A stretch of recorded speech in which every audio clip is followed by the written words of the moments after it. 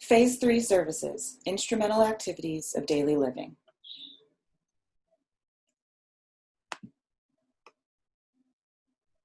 Since the focus of this presentation is on assistive technology used to perform instrumental activities of daily living, here is the definition of assistive technology. Assistive technology is defined as any item, piece of equipment, or product system, whether acquired commercially, modified, or customized, that is used to increase, maintain, or improve functional capabilities of individuals with disabilities. The term technology in assistive technology does not refer exclusively to electronic products. It is a general term that encompasses equipment in a range of complexities from low to high tech. Low tech devices are simple to operate and construct, are low cost, and relatively easy to acquire. Pictured here, you see a low tech device of a bathtub transfer bench, as well as this adapted eating utensil, the universal cuff. High tech devices are more complex to use, frequently electronic, and are harder to acquire. Examples here include a powered wheelchair or this electronic aid to daily living, the Ring doorbell. Please note that some devices lie in between these ranges. For example, a manual wheelchair, although non-electronic, is not low cost, making it in the mid-range of assistive technology. And some devices have additional costs, such as needing an internet service. Additionally, custom-made items can be low or high-tech and are often not covered by third-party payers. The focus of this webinar is on instrumental activities of daily living. Transfers, mobility, and basic activities of daily living will be covered in detail in other webinars. In phase 3, we see people once they move into the community. Through observation and interview with the class member and any family or caregivers when possible, we identify equipment needs that will enable the class member to be more safe and independent in their community apartment. Unlike the phase 1 evaluation, where we often aren't sure of the exact apartment configuration, during our phase 3 evaluation, we are able to see the apartment and the way it is configured firsthand. We often provide some equipment right away, which usually includes equipment that was identified during our phase 1 evaluation when they were still in the nursing facility, such as bathing and dressing equipment. If the class member has already received some equipment, for example, a bath seat, we assess the effectiveness of the equipment. So now that we know exactly where they are, we can know if that equipment is appropriate. For example, if the class member received a standard shower chair but moved to an apartment with a bathtub, it is important to assess the member's safety with the shower chair received, or plan to obtain a more appropriate tub transfer bench, which we would then follow up to deliver. Since the focus is going to be on instrumental activities of daily living, let's define what those are. IADLs are activities to support daily life within the home and community that often require more complex interactions than those used in basic activities of daily living. Examples include meal preparation, housekeeping, and medication management. These specific instrumental activities of daily living that we address during our phase 3 assessment include cooking and preparing meals, home management and cleaning, laundry, organization, managing medications, shopping, using the phone, rest and sleep, and safety in the home. I will now go into detail for each one of these. For cooking and preparing meals, we look at the experience and knowledge that that class member has of cooking and meal preparation, one's ability to safely perform the tasks involved, and the accessibility of the kitchen, as well as class member characteristics such as limited reach or grasp. We find out from class members what their experience is with cooking and meal preparation. We ask how long that it's been since they have had the chance to cook. Some class members will get assistance with preparing meals, and yet some are very interested in resuming this activity and need equipment to assist with independence and safety.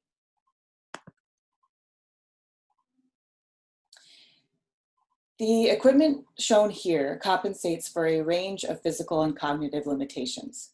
The adapted cutting board compensates for limited use of one's hand, such as a class member who has hemiplegia following a stroke.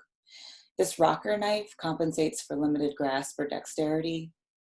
Dicem is a material that provides increased grip for opening jars for someone who may have weakness due to arthritis. An accessible coffee pot, such as the single-serve model, may be useful for a class member who has difficulty with attention or memory and provides a safer way to independently make coffee, as it does not have a hot plate and shuts off automatically. Rolling carts provide increased storage for easy access to needed kitchen items, as well as a way to transport prepared food items from one room to another. This can be useful for clients who have difficulty carrying items due to balance issues or decreased hand strength. This client used a wheelchair and required equipment for increased safety and independence in the kitchen. An over-the-stove mirror was installed to allow for the user to see the contents of the pots and pans when cooking while in a seated position. A pull-out shelf was installed in the lower cabinet for increased safety when accessing heavy items. Safety is increased because the client does not need to bend over as far when reaching for items, decreasing his risk of fall from the wheelchair. This apartment had accessible cabinets, but not enough counter space for this client to use for food preparation. We provided this height adjustable table on wheels that the client could move wherever he needed by pushing it with his wheelchair. And this adapted cutting board was provided for limited hand function and decreased hand strength. The next IADL is home management and cleaning. Some clients may receive homemaker services, but often need to complete daily tasks independently and require equipment to do so with increased safety. Some clients demonstrate decreased safety awareness when attempting to access items that are high up on shelves, especially in the kitchen. Decreased balance, range of motion, endurance or strength, as well as decreased stability of selected item to stand on can all contribute to decreased safety during home management tasks. The following equipment is often recommended for home management and cleaning. Step ladders with side supports allow clients with decreased balance or range of motion to access needed items from higher up places. Perching stools allow clients to complete tasks from a seated position or to be available and close by for seated rest breaks when needed. Swiffer mops and bagless vacuum cleaners require less setup and maintenance to use, and stand-up broom and dustpans require less bending and reaching. For clients with mobility restriction, decreased standing endurance, and decreased strength, perching stools are a great piece of equipment. This client used his perching stool in his kitchen so that he could do his dishes while seated. This vacuum cleaner is lightweight and had a long cord, which enabled the client to clean his carpet from his wheelchair. The next IADL is laundry. Laundry is often a task that a class member will get assistance with, especially if they have to travel to a laundromat. But for clients who can access a laundry room, some equipment can be very helpful. This dressing stick can help clients hang their clothes after doing laundry.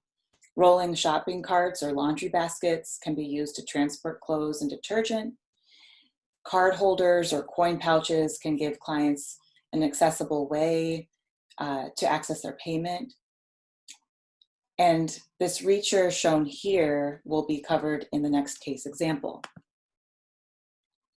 This client used a wheelchair for mobility and benefited from these two pieces of equipment to access this top loader washer. So a reacher was used to retrieve wet laundry and place in dryer, and a telescoping mirror is used to check the tub basin for remaining laundry prior to starting the next load. The next IADL is organization. There are many products available to help clients with organization. This includes managing medical appointments, keeping track of important events or tasks, and general home management. We generally divide organization into two main categories that we see are the most important for class members. That includes home management and health and wellness management. For home management, this includes organizational strategies and items that can help decrease clutter, minimize trip hazards, and improve efficiency in locating and using items. Examples are shelving units, file cabinets, shoe racks, and desk organizers. For health and wellness management, this consists of organizational strategies and equipment that supplement a client's memory and executive functioning skills so that there is increased ease and independence with accessing important information related to appointments or medications and community resources. Equipment used to assist with health management include calendars, color-coded folders, and whiteboards. This is a pretty common scene when we first see someone who has moved into the community. Clothing and shoes are often in bags or loose on the floor. This creates a safety and access issue for clients with difficulty bending or who are at risk for falls. This picture on the right with these bedside items on the floor, the client had a visual impairment, and these items on the floor were a huge tripping hazard, so we provided a nightstand. Here is an example of a nightstand or other shelving units that really help organize this equipment and get it up off the floor.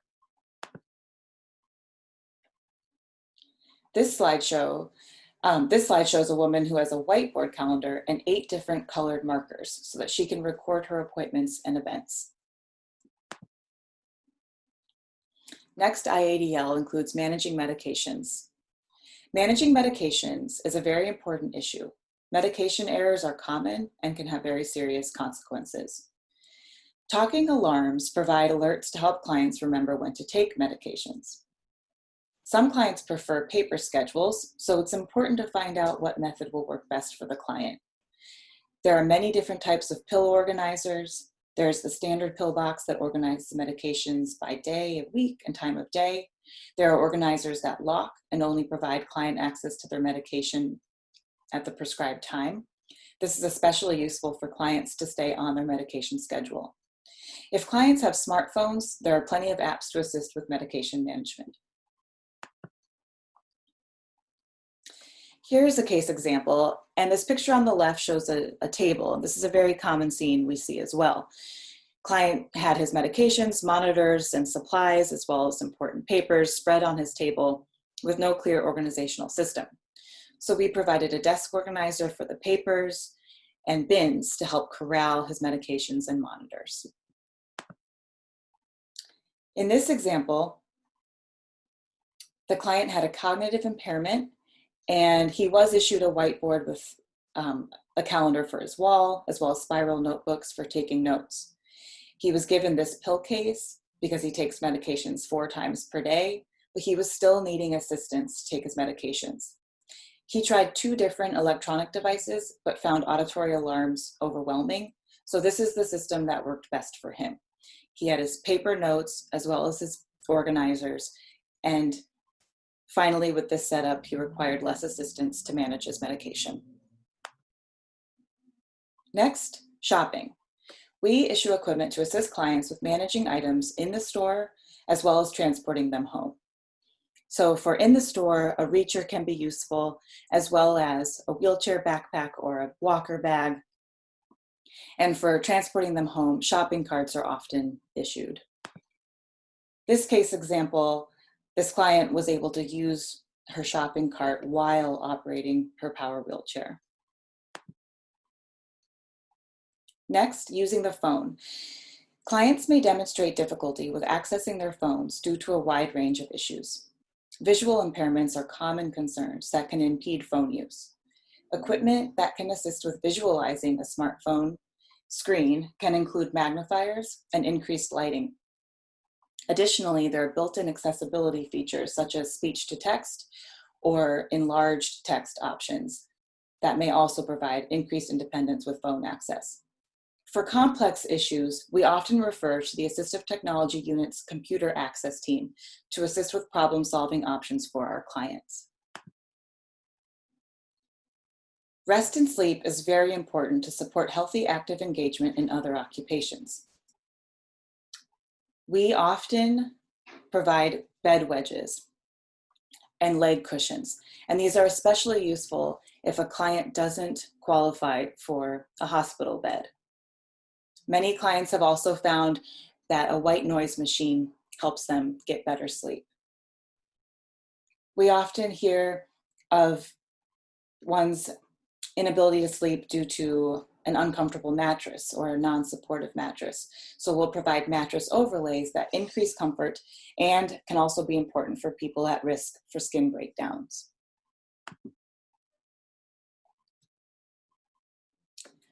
Finally, we have safety in the home. Safety in the home is important for class members. They often spend more time at home alone, and it's very important to decrease the risk of falls and injury, as well as to enable clients to monitor and control visitors and guests entering and exiting their home. For safe ambulation at night, motion detection nightlights are very useful. Wireless visual doorbells are also helpful for those with hearing impairments. In addition to a chime, there is a light that flashes when the doorbell is pushed, providing an additional visual cue for clients. For this case example, we have a client that used a wheelchair for all mobility and relied on delivery of medications and medical supplies. He reported having difficulty getting from his bedroom to his hallway door buzzer in a timely manner to allow parcel delivery people access to his apartment building. With the assistance of the Assistive Technology Unit's computer access team, he was provided a device called a SwitchBot that was attached to his intercom system. The SwitchBot was activated using a smartphone app and utilized a small lever to push the door buzzer button on the hallway intercom. By using this setup, the client was able to buzz in the delivery person on his phone when in bed and not worry about missing his package delivery. That concludes our presentation on instrumental activities of daily living. Thank you for your attention.